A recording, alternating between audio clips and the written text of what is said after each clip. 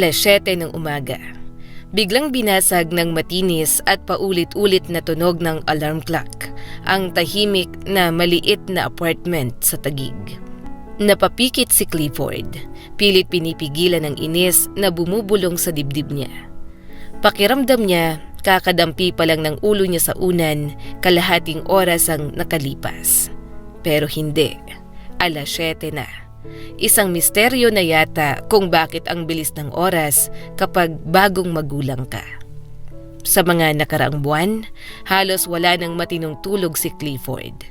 Gabi-gabi, siya at ang asawa niyang si Kendall ay sabay na napapabangon sa bawat iyak ng kanilang 6 na buwang gulang na anak na si Oliver. Ang iyak ng sanggol ay parang sirena ng ambulansya. Bigla, matinis at imposibleng baliwalain. Pero ngayong umaga, kakaiba. Tahimik ang bahay. Dahan-dahang bumangon si Clifford. Hinalikan niya sa noo si Kendall na mahimbing pang natutulog. Maingat siyang bumangon, ayaw niyang magising ang mag-ina. Nakatingkayad pa siyang lumapit sa kuna. At doon, nakita niya ang maliit na himala ng buhay niya, si Oliver. Mahimbing ang tulog, bahagyang nakabukang bibig, may munting hilik at ang kamaoy nakasiksik sa bilugang pisngi. Napangiti si Clifford. Matagal nilang hinintay ang batang ito. Ilang taon ng dasal, ilang taong pag-asa, kaya nang dumating si Oliver sa buhay nila, pakiramdam ni Clifford ay kompleto na ang mundo niya.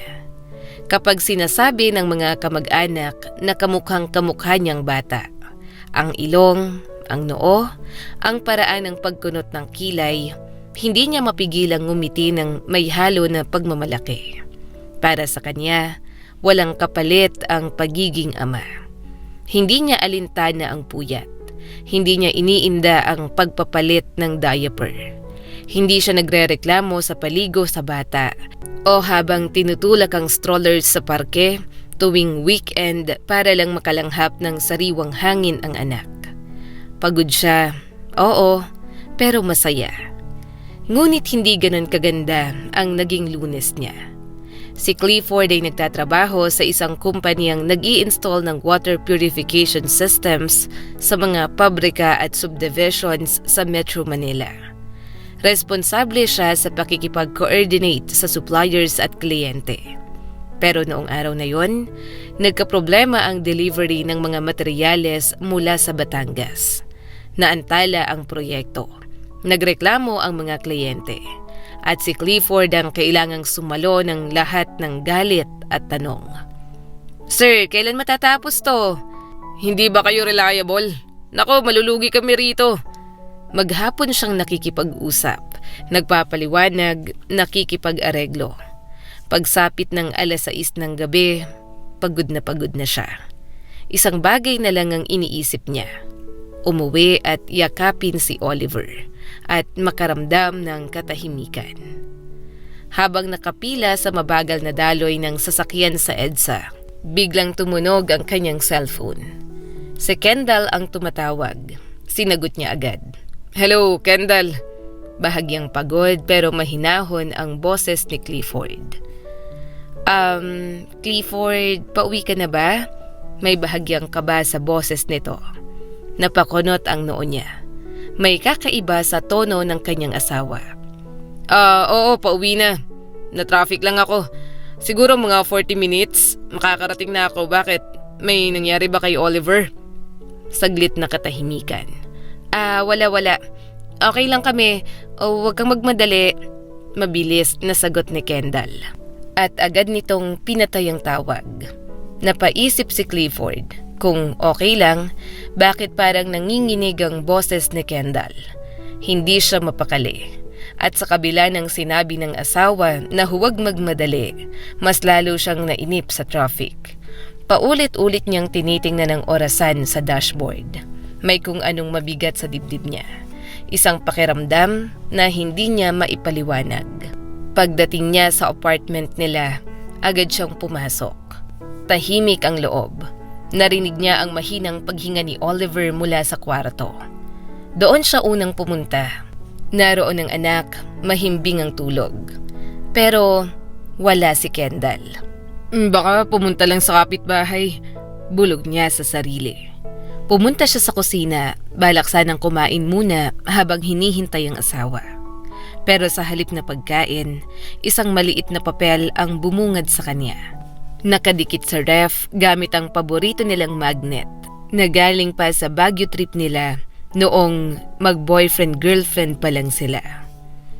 Isang sulat, mabilis na sulat, halos hindi mabasa sa sobrang pagmamadali. Nanlamig ang kamay ni Clifford habang inaalis ang papel. Hindi malinaw ang sulat kamay ni Kendall, para bang nanginginig habang sinusulat yon. Ilang beses niyang binasa, ilang beses niyang inulit, hanggang sa unti-unti niyang naunawaan ang mensahe. At habang nauunawaan niya ang nilalaman, parang may unti-unting gumuguho sa loob niya. Hindi pa niya alam na ang simpleng Lunes na yon, ang karaniwang umaga na may alarm clock at iyak ng sanggol, ang simula na pala ng pinakamalaking pagsubok sa buhay niya bilang asawa at bilang ama. Nanlambot ang tuhod ni Clifford habang hawak ang sulat. Paulit-ulit niyang binasa ang mga salitang tila kutsilyong unti-unting tumatarak sa dibdib niya. Patawarin mo ako, Clifford. Hindi na ako pwedeng manatili sa inyo ng anak natin. May mga pangyayaring hindi ko kayang ipaliwanag ngayon. Sabihin mo kay Oliver na mahal ko siya. Parang biro, parang prank. Parang eksena sa teleserye na hindi naman nangyayari sa totoong buhay. Pero nang tumawag siya kay Kendall, out of coverage. Tinawagan niya ang mga kaibigan nito, walang may alam. Pumunta siya sa opisina ng dati nitong pinapasukan, matagal na raw itong nag-resign. Parang bula, parang usok, bigla na lang naglaho. At doon nagsimula ang bagong buhay ni Clifford. Buhay na silang dalawa na lang ni Oliver. Hindi madali ang pagpapalaki ng bata, lalo na kung mag-isa ka. Sa umpisa, halos mabaliw si Clifford.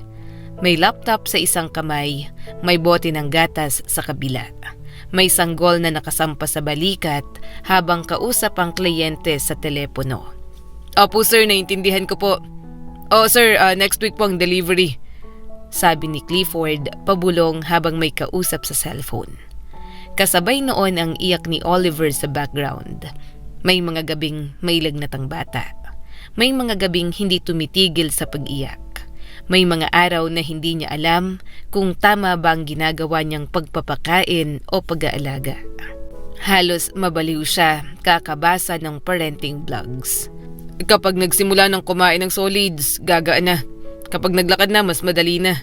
Kapag nag-school na, mas relax ka na. Ngayon, kayang-kaya na niyang sagutin ang mga payong yon. Hindi. Walang madali sa pagiging magulang. Bawat taon, may bagong pagsubok. Unti-unti, natuto si Clifford. Gumawa siya ng daily schedule. 6 a.m., gising. 6:30, gatas at paligo. 8:00, trabaho habang tulog ang bata. 12:00, kain. 2:00, tulog ulit. Disiplina, pagod, paulit-ulit, hanggang sa naging natural na lang sa kanya ang lahat. Sa loob ng mga taon na yon, isang beses lang nagparamdam si Kendall. Isang sobre, mga papeles para sa annulment, at isang malinaw na pahayag. Ayaw niya ng custody. Hindi umiyak si Clifford, hindi siya nagmakaawa. Pinirmahan niya ang mga papeles, walang pag-aalinlangan. At sa araw na yon, inilibing niya sa puso niya ang babaeng minsan niyang minahal.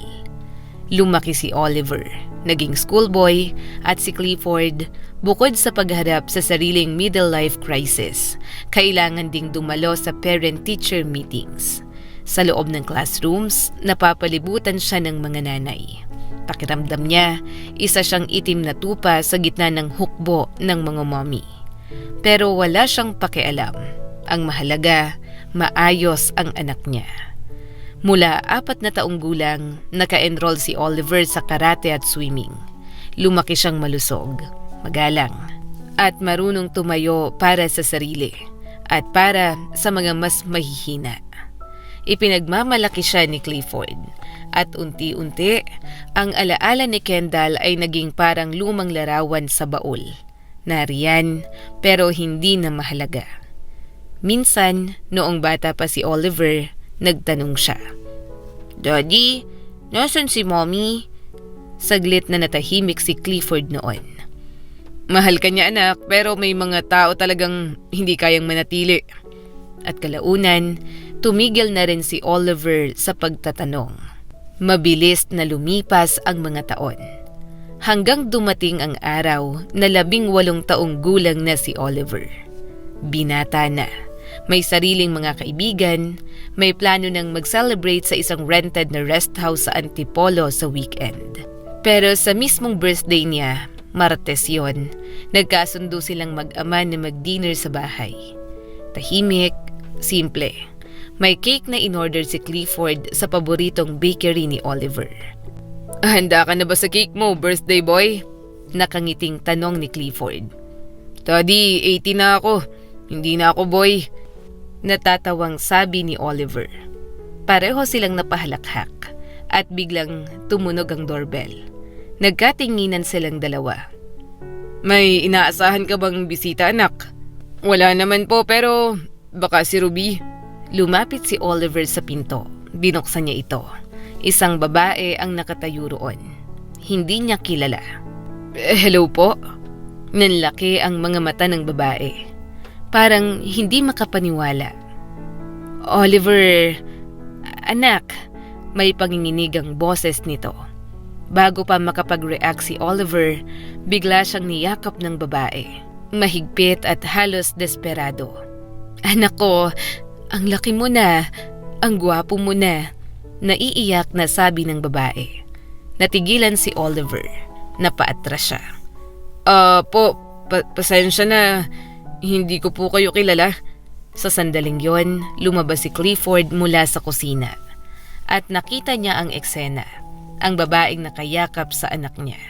Ang mukhang matagal na niyang gustong kalimutan. Nanigas ang katawan niya. At sa loob ng ilang segundo, bumalik ang lahat ng alaala. Ang sulat, ang pag-alis, ang mga gabing siya lang at ang sanggol. "Kendall," napalingon ang babae. Namumutla ito. "Anong ginagawa mo rito?" Tahimik ang hallway, tahimik ang buong unit. At sa 18 taong kaarawan ni Oliver, bumalik ang multong matagal nang nakabaon sa nakaraan. Matapos ang halos 30 minutong iyakan at paliwanagan, tuluyang naupo ang tatlo sa hapag sa kusina. Hindi man lang nagalaw ang birthday cake. Nakatayo lang yon sa gitna ng mesa. May kandilang 18 na hindi na nasindihan. Parang simbolo ng isang selebrasyon na hindi na natuloy. Tahimik ang hangin, si Kendall ang unang nagsalita. Isang taon nang nakalipas. Nabalo ako. Mahina ngunit kontrolado ang boses ni Kendall. Nagkatinginan sina Clifford at Oliver. "Napakayaman ng asawa ko. May construction company siya sa Makati. Naiwan sa akin ang lahat. Bahay, lupa, negosyo, lahat." Sandali siyang tumigil. "Pero hindi madaling magpatakbo ng kumpanya ng mag-isa. Kailangan ko ng taong mapagkakatiwalaan." Napahigpit ang hawak ni Clifford sa mesa. "At bakit kami?" May halong kaba at galit niyang tanong. Hindi ko mapagkakatiwalaan ang mga tao sa kumpanya. Lahat sila gustong agawin ang posisyon ko. Kaya naisip ko, pwede kong isama ang sarili kong anak. Napatingin siya kay Oliver. "Kapag sumama ka sa akin, balang araw, sa'yo mapupunta ang lahat ng mana. Wala naman akong ibang anak. Ikaw lang ang tagapagmana ko." Saglit siyang ngumiti. "Pwede tayong lumipat sa Maynila. Maraming oportunidad doon. Mas malaking mundo." Habang nagsasalita si Kendall, unti-unting namula ang mukha ni Clifford. Pagkatapos ay namutla. "Kendall, umalis ka dito." Tahimik ang kusina. Pinalaki ko ang anak ko ng 18 taon. Pigil ang galit at halos paungol na sabi ni Clifford. Mag-isa. Ngayon babalik ka at sasabihing mas mabuti para sa kanya na sumama sa'yo. Napahawak siya sa mesa. Alam mo ba na may sarili siyang buhay? Kapapasok lang niya sa university. May girlfriend siya, may mga plano na siya. Saglit siyang napatawa ng mapait. Pero paano mo malalaman wala ka naman dito? Naramdaman ni Oliver ang panginginig ng balikat ng ama. Marahan niyang ipinatong ang kamay sa balikat ni Clifford. Lumapit si Oliver kay Kendall. Pasensya na po pero tama si Dad. Mahinahon pero matatag niyang sabi. Napayuko si Kendall. Hindi ko po kayo kilala. May mga plano na ako sa buhay ko at hindi ko iiwan si Dad. Hindi niya ako iniwan at hindi katulad ninyo. Tumulo ang luha ni Kendall. Sinubukan pa niyang kumbinsihin ang anak. Pero hindi na nagbago ang isip ni Oliver. Sa huli, umalis si Kendall ng mag-isa. Lumipas ang 2 linggo, tahimik ang bahay. Parang bumalik sa normal ang lahat. Pero isang hapon, nang umuwi si Clifford mula sa trabaho, may kakaibang pakiramdam siyang bumalot sa dibdib niya. Deja vu. Tahimik ang apartment, walang tunog ng TV, walang musika mula sa kwarto ni Oliver. Lumapit siya sa kusina at doon isang papel na naman ang nakadikit sa ref. Nanlamig ang kanyang kamay. Kilala niya ang pakiramdam na yon. Unti-unti niyang binasa. Dad, eto ng pagkakataon ko. Hindi ko pwedeng palampasin. Wala akong espesyal na nararamdaman para sa nanay ko pero pakiramdam ko mas marami akong maaabot kung susubukan ko sa poder niya. Kapag nakatayo na ako sa sarili kong paa, babalik ako. Tutulungan kita, hindi ka na maghihirap. Pasensya na kung ganito ako umalis. Hindi mo ako maintindihan at hindi mo ako papayagan. Huwag mo akong hanapin, Dad, pero mahal kita. Nanginginig ang kamay ni Clifford. Napaatras siya at napaupo sa silya. Pakiramdam niya'y nawalan siya ng hangin. Parang may mabigat na kamay na pumipiga sa puso niya. Ang unang pag-alis, tiniis niya.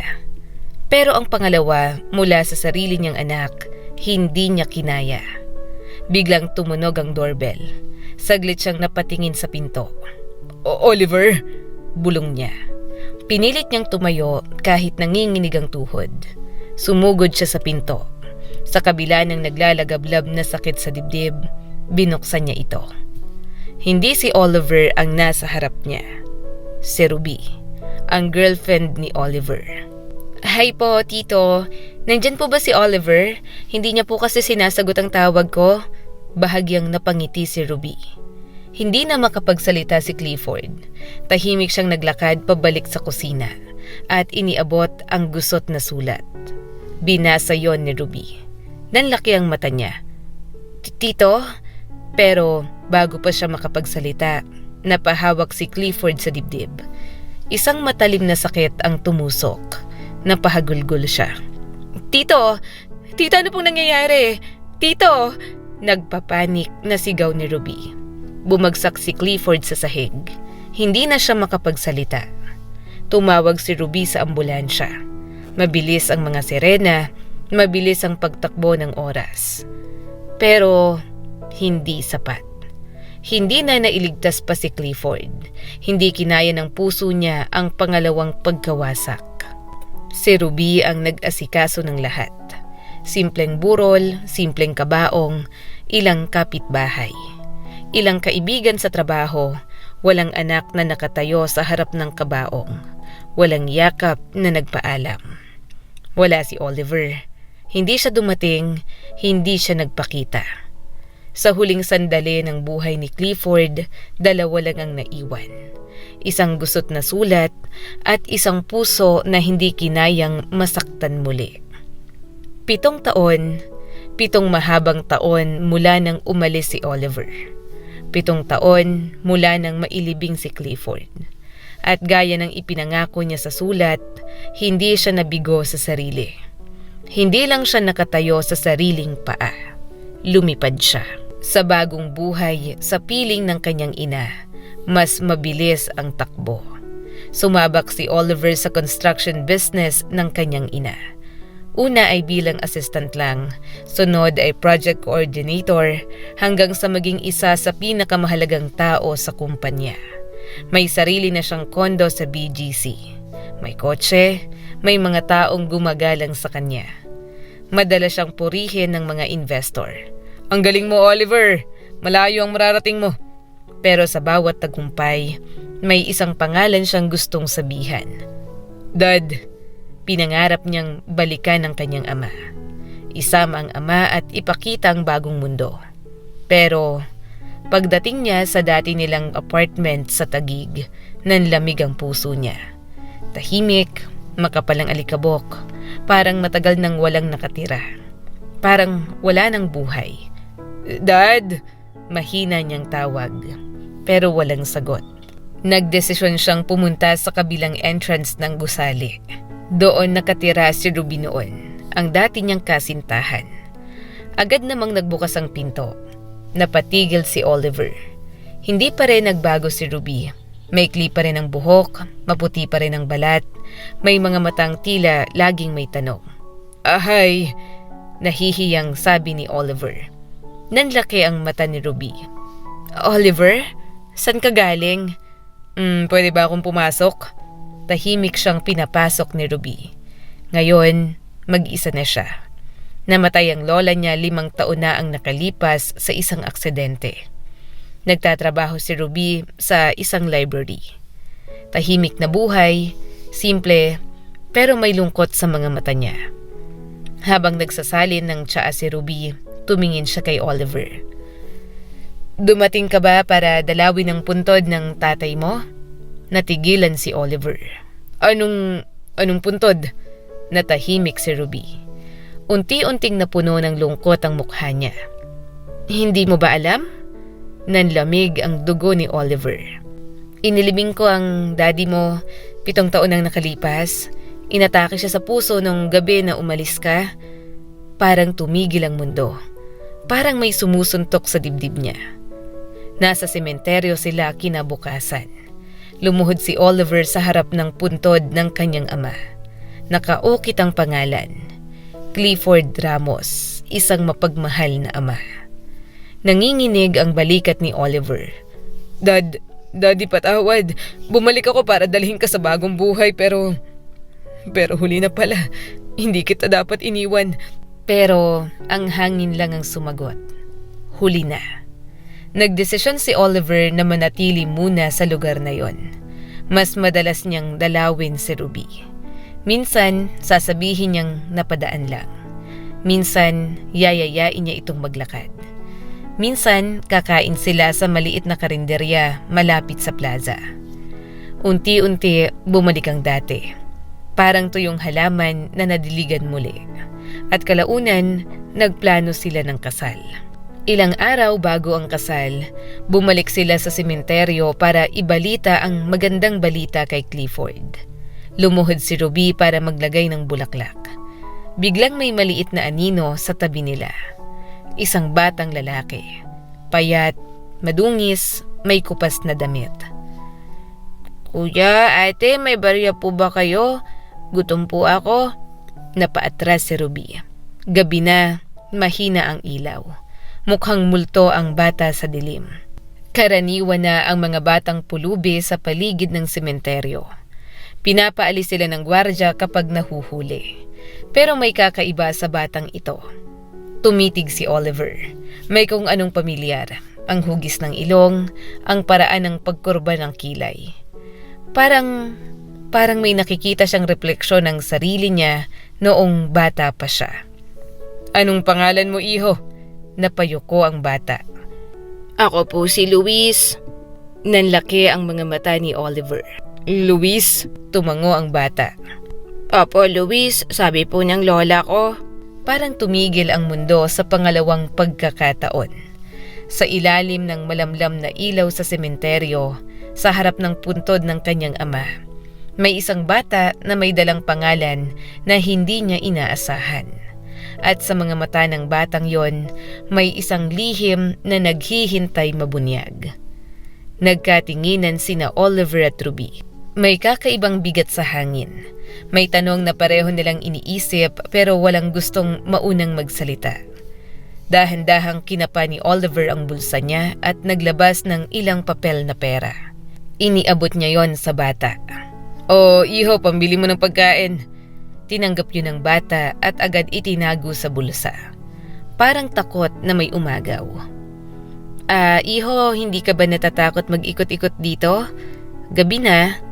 Mukhang 6 na taong gulang ang bata. Payat, madumi at may galo sa tuhod. "Natatakot po." Napakamot siya sa ulo. "Pero mas nakakatakot po si Lola. Kapag wala akong dalang pera, papaluin niya po ako." Napasinghap si Ruby. "Dito po sa sementeryo, mababait ang mga tao. Malungkot sila kapag nagbibigay sila. Sa bayan po, hinahabol ako. Minsan sinasampal." Nanikip ang dibdib ni Ruby. "Pinapamalimos ka ng lola mo?" Tumango ang bata. "San ka nakatira?" Tumuro ang bata sa madilim na bahagi ng kalsada. "Dun po, sa malayo. Pero lakad lang po mula dito." Nagkatinginan sina Ruby at Oliver. Mahigit 30 minutong biyahe yon sakay ng sasakyan. Kung lalakarin, mahaba at mapanganib. Madilim. "Oliver, ihatid na natin siya." Tumango si Oliver. Sumakay ang bata sa likod ng kotse. Tahimik ang biyahe, paminsan-minsan, palihim na sinusulya pa ni Oliver ang bata sa rearview mirror. May kung anong pamilyar sa mukha nito. Huminto sila sa harap ng isang lumang bahay na kahoy. May kalawangin na gate, madilim ang paligid, at bago pa sila makababa, bumukas ang pinto. Isang matandang babae ang lumabas. Matulin kumilos kahit halatang matanda na. "Ikaw na bata ka, san ka na naman ang galing?" Lumapit siya at agad pinagmumura ang bata. Walang preno ang mga salita. At bago pa makapagsalita ng kahit ano, isang malakas na sampal ang dumapo sa pisngi ng batang lalaki. "Hoy, anong ginagawa mo?" Sigaw ni Oliver. Lumapit siya agad. Samantala, yumuko lang si Luis. Hindi siya umiyak. Sanay na. "Anong pakialam mo? Sino ka ba?" Bigla siyang napatitig kay Ruby. Naningkit ang mata. "At ikaw? Apo ka ba ni Lisa?" Nanlamig si Ruby. "Opo, pero patay na po si Lola. 5 taon na siyang patay." Napangisi ang matanda. Kayo pala. Kayo ng lola mo ang may kasalanan kung bakit napunta sa akin ang bata na to."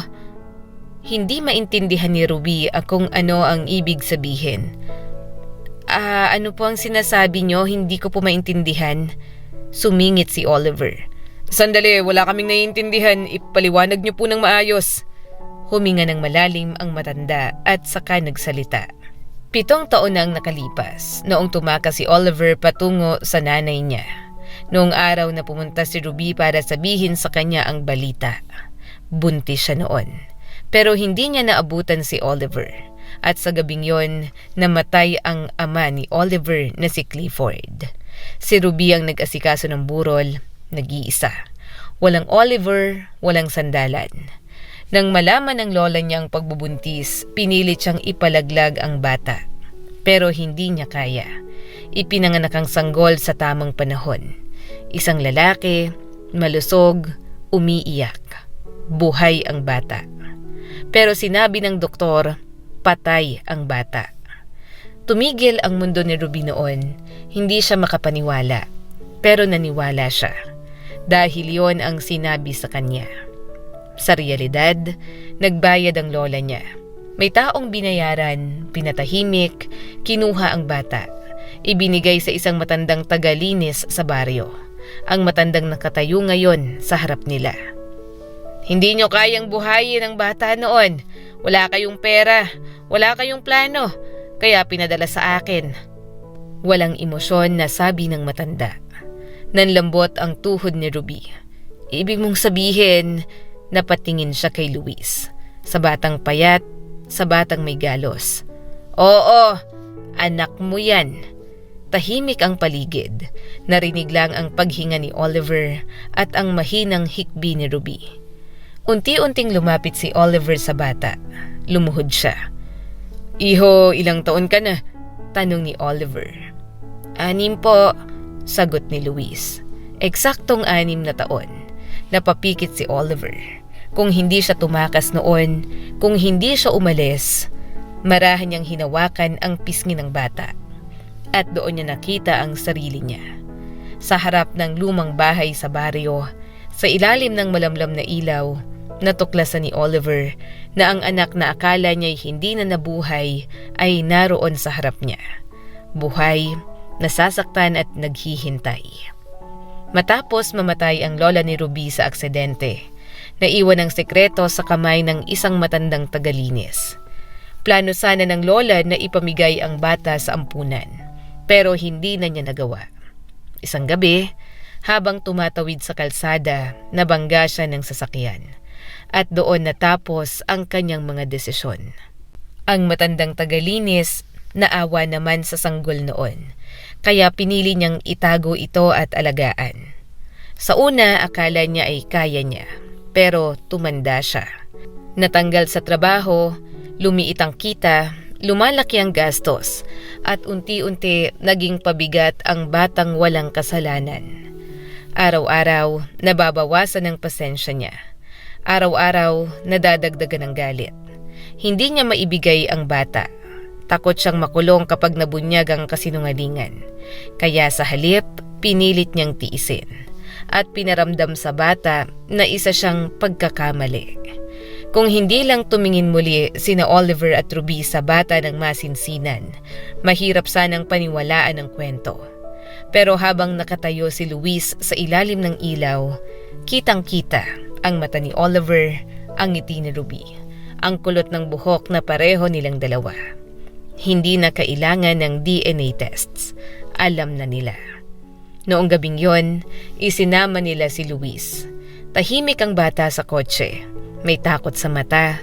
Sanay na siyang hindi magtiwala. Pagdating sa bahay, maingat siyang inalalayan ni Ruby. Pinagpalit ng malinis na damit, pinahiga sa kama, hinaplos ang buhok. "Anak, patawad. Hindi ka na namin iiwan." Hindi pa naiintindihan ni Luis ang lahat, pero ramdam niya iba ang yakap na yon. Habang natutulog ang bata sa bagong pajama, nakaupo sa gilid ng kama sina Oliver at Ruby. "Siguro si Daddy mo ang nagdala sa kanya sa atin." Tumahimik si Oliver. Pero sa loob niya, ganun din ang iniisip niya. Baka ito ang paraan ng ama para patawarin siya. Baka ito ang regalo sa kasal na hindi niya inaasahan. Pagkatapos, nagpakasal sila ng tahimik. Sa harap ng puntod ni Clifford bago ang seremonya, pumunta sila. "Daddy, hindi ko na maibabalik ang nakaraan, pero aalagaan ko ang apo mo." At sa unang pagkakataon pagkatapos ng 7 taon, hindi na siya nakaramdam ng bigat. 5 taon ang lumipas mula noon, maingay na ang bahay. Masikip, masaya, magulo.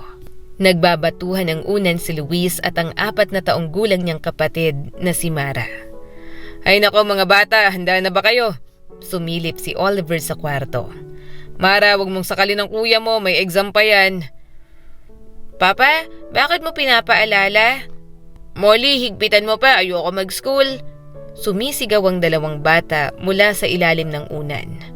Natawa si Oliver. Hindi niya namalayang nakalapit na si Ruby sa likod niya.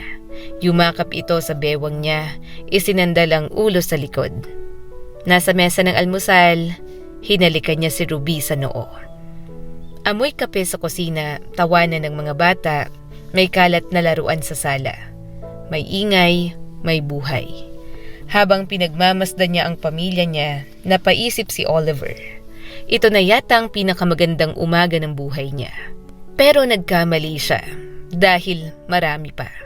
Marami pang umaga, marami pang tawanan, marami pang yakap. Tuwing araw ng mga patay, dinadala niya ang mga bata sa puntod ni Clifford. "Lolo, salamat po." Hindi niya alam kung bakit niya yon sinasabi, pero nararamdaman niya. At sa bawat pagdalaw, pakiramdam ni Oliver, hindi siya tuluyang iniwan ng ama niya. Lagi nating tandaan, Sa buhay, may mga desisyong ginagawa tayo na akala natin ay para sa ikabubuti ng lahat. May mga pagkakataong pinipili natin ang pangarap kaysa pamilya. Pinipili ang ambisyon kaysa presensya. Pinipili ang bukas kaysa ngayon. Pero ang katotohanan, hindi laging naghihintay ang mga mahal natin. Si Clifford, isang ama na nagmahal ng buong puso. Hindi kailanman nagreklamo sa bigat ng responsibilidad. Hindi siya perpekto, hindi siya mayaman, pero ibinigay niya ang lahat. At minsan, sapat na yon. Si Oliver, isang anak na nagkamali, ay natuto ang tagumpay ay walang saysay kung wala kang mapagsasabihan ng, "Daddy, nagawa ko." Ang pera, ang posisyon, ang karangalan. Hindi niya kayang palitan ang isang yakap na hindi na maibabalik. At si Ruby, isang babaeng muntik mawala ng anak dahil sa takot at manipulasyon ng iba. Ngunit pinatunayan niyang ang tunay na pagmamahal ay hindi sumusuko. Kahit pasabihin ng mundo na huli na, ang puso ng isang ina ay hindi kailanman nawawala. Minsan, akala natin tapos na ang lahat. Pero may mga lihim na itinatanim ang tadhana. May mga sugat na nagiging tulay. May mga pagkakamaling nagiging daan patungo sa mas malalim na pag-ibig. Ang batang si Luis, hindi siya aksidente. Hindi siya pagkakamali. Isa siyang paalala na ang buhay ay marunong magbalik ng nawala kung handa kang magbago. Huwag nating ipagpaliban ang pagmamahal. Huwag nating ipagpalit ang presensya sa pangarap na hindi sigurado.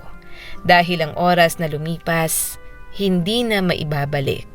At ang mga salitang hindi nasabi, mananatiling tahimik magpakailanman. Kung may ama ka pa, yakapin mo siya. Kung may anak ka, makinig ka sa kanya. Kung may taong nasaktan mo, humingi ka ng tawad habang may panahon pa.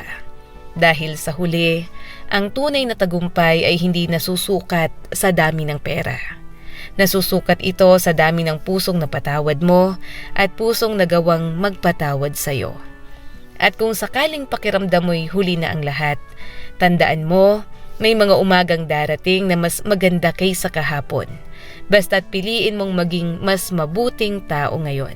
Muli, ako po si Skylar Guro at sana may bago na naman kayong natutunan sa kwento natin ngayon.